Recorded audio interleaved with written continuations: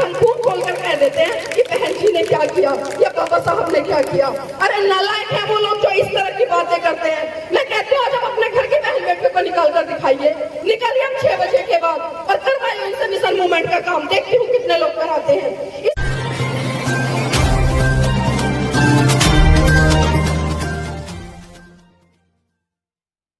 जिस तरह से साहब काशीराम जी का जो एक मंच एक नाट्य प्रस्तुति की गई, मैं वहां बैठी थी, मेरी आंखों में आंसू आ गए। अब सोचिए कि जिस समय घर की बहन बेटी को बाहर निकल नहीं दिया जाता था, जिस तरह से बहन बेटी के ऊपर इतने प्रतिबंध लगाकर रखे जाते थे, जिस समय धर्म के ठेकेदार आंख खोलकर हमारे समाज की बहन बेटियों को तकते रहते थे, उस समय इस देश की बहुजन शेरनी ने बाहर निकलकर साथियों लालटेन की रोशनी में कैडर देने का काम किया। और आज हम खूब खोलकर कह देते हैं कि बहन जी ने क्या किया या बाबा साहब ने क्या किया। अरे नालायक है वो लोग जो इस तरह की बातें करते हैं। मैं कहती हूँ आज हम अपने घर की बहन बेटियों को निकाल कर दिखाइए, निकालिए हम 6 बजे के बाद और करवाइए उनसे मिशन मूवमेंट का काम। देखती हूँ कितने लोग कराते हैं। इसलिए किसी को भी कुछ कहने से पहले एक बार सोचना कि हम किसके लिए कह रहे हैं, क्या कह रहे हैं। कम से कम आप उनका संघर्ष तो देखिए, उनका संघर्ष तो देखिए, उनको दौड़ देखिए। जब आपके पास में किसी के तरह की सुविधाएं नहीं थी, आज तो आप पैसे से मजबूत हो, आर्थिक रूप से मजबूत हो, अच्छे अच्छे घरों में रह रहे हो, आपके पास में कानून है आपके अधिकारों को सुरक्षित रखने के लिए, लेकिन हम कहते हैं ना कि मुंह खोल दिया और कुछ भी बोल दिया। तो इसलिए आज मैं यहाँ पर सिर्फ यही कहना चाहूंगी, साथियों को सही मायने में अपने महान पुरुषों का सम्मान करते हो तो उनकी विचारधारा को पढ़ो और उनकी विचारधारा को पढ़कर उसको मनोसात करो और मनोसात करने के बाद उसको आगे बढ़ाने का काम करो।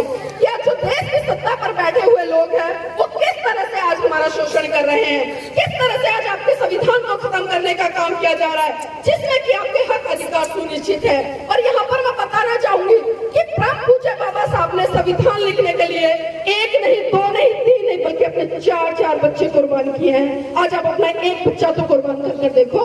अगर आपके बच्चे को खांसी जुकाम होता है तो आप बड़े से बड़े एमबीबीएस डॉक्टर के पास लेकर जाती हैं, लेकिन सोचिए परम पूज्य बाबा साहब ने कितना संघर्ष करके आपको संविधान देकर गए उस शस्त्र के रूप में कि अगर आपकी तरफ कोई उंगली उठाकर भी देखे ना तो आप उसकी आंखें नोच लो। कितना बड़ा काम परम पूज्य बाबा साहब कर गए, लेकिन आज हम उनके संघर्ष को नहीं समझ रहे हैं, उनके बलिदान को नहीं समझ रहे हैं, उनके 4 बच्चों का जो समर्पण रहा इस देश के लिए उसको नहीं समझ रहे हैं। तो आखिर हम कर क्या रहे हैं, हम कर क्या रहे हैं? हम उन्हीं बातों को फॉलो करते हैं जिनको कि हमारे महान पुरुषों ने मना किया। और मैं अपनी बात को समझाते हुए साथ एक छोटी सी घटना से आपको रूबरू कराना चाहूंगी। बात उस समय की है जब परम पूज्य बाबा साहब मुंबई हाईकोर्ट में प्रैक्टिस कर रहे थे। अचानक उनके पास खबर पहुंची कि बाबा साहेब आपका बेटा राजरतन बहुत बुरी तरह से बीमार है। और ये सुनते ही बाबा साहब घर दौड़े आए और जैसे ही उन्होंने राजरतन को गोद में उठाया तो राजरतन ने बाबा साहब की गोद में ही दम तोड़ दिया। और ये मंजर देखकर माता रमाबाई बिलक बिलक कर रोने लगी और साहब का कॉलर पकड़कर कहने लगी कि साहब बस कीजिए साहब, बस कीजिए। आपकी समाज सेवा के भूत ने एक एक करके मेरा पूरा परिवार उजाड़ दिया। बाबा साहब बस कीजिए।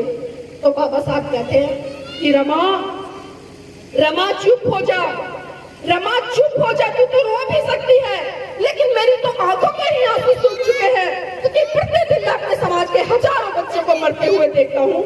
रमा चुप हो जा। तो माता रमाबाई फिर कहती है कि साहेब मैं आज फिर चुप हो जाऊंगी, साहेब मैं आज फिर चुप हो जाऊंगी, लेकिन आप मुझे एक बात बता दीजिए कि जब आप अपने बेटे राजरतन को गोद में खिलाया करते थे तो बड़े हर्षोल्लास के साथ कहा करते थे कि रमा मेरा बेटा एक दिन बड़ा होकर इस देश पर राज करेगा। तो बाबा साहेब आज राजरतन तो इस दुनिया में रहा नहीं, अब इस देश पर कौन राज करेगा? तो बाबा साहब फिर कहते हैं कि रमा मैं इस भारत देश में एक दिन ऐसा काम करके जाऊंगा कि हर रमा की कोख से जन्म लेने वाला राजरतन इस देश पर राज करेगा, इस देश पर राज करेगा। और वो राज परम पूज्य बाबा साहब साथियों आपको संविधान के अंदर लेकर गए, एक वोट देने तक से लेकर एक शासक बनने का अधिकार। लेकिन आज हम क्या कर रहे हैं? आज हम उस दिशा में नहीं बढ़ रहे हैं। अभी मेरी छोटी बहन ने बड़े अच्छे तरीके से बहन कुमारी मायावती के जीवन पर एक प्रकाश डाला कि किस तरह से उनका संघर्ष रहा। साहब काशीराम जी के ऊपर भी एक नाटक प्रस्तुत किया गया। आप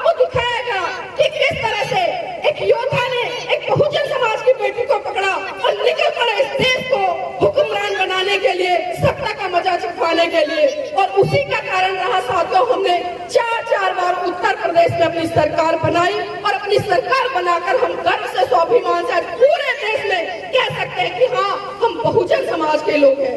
लेकिन हम भूल गए आज हम छोटे छोटे टुकड़ों में बट गए हैं, आज हम छोटी छोटी पार्टियों में बट गए हैं। सिर्फ मैं आपको बता दूं, अगर अन्य पार्टियों में आपकी जो वैल्यू है ना, सिर्फ उस कुत्ते के बराबर है कि उसको एक हड्डी दिखाओ और अपना सारा काम करा लो। तो सोचना पड़ेगा साथियों कि जिस महान पुरुषों ने आपके कार्यों को आगे बढ़ाने के लिए, आपको अच्छा जीवन देने के लिए, आपके बच्चों के उज्जवल भविष्य के लिए अगर अपने बच्चों की कुर्बानी दी है, अपने जीवन की कुर्बानी दी है, अपनी पूरी जवानी की कुर्बानी दी है, तो ये कुर्बानियां किसी से कम नहीं है, आप अच्छी तरह से जानते हैं। और यहाँ पर फिर से मैं जिक्र करना चाहूंगी अपनी महिला जाति पर, क्योंकि आपका दायित्व बनता है। अभी बहन ने कहा कि जब एक महिला पढ़ती है तो पूरा परिवार पढ़ता है, जब एक महिला पढ़ती है तो पूरा परिवार पढ़ता है, लेकिन जब एक पुरुष पढ़ता है तो खाली पुरुष ही पढ़ता है। तो आज आपका दायित्व बन जाता है कि अपने घर की बहन बेटियों को शिक्षित करें, उन्हें अपने महान पुरुषों के बारे में बताएं। और जिस तरह से आज घटनाएं घट रही है, चाहे उत्तर प्रदेश की बात करें, हरियाणा की बात करें, राजस्थान की बात करें, कहीं की भी बात कर लो, साथियों जब तक आप सत्ता हासिल नहीं करोगे ना, तब तक इसी तरह से लगातार हमारी बहन बेटियों पर अत्याचार शोषण होते रहेंगे।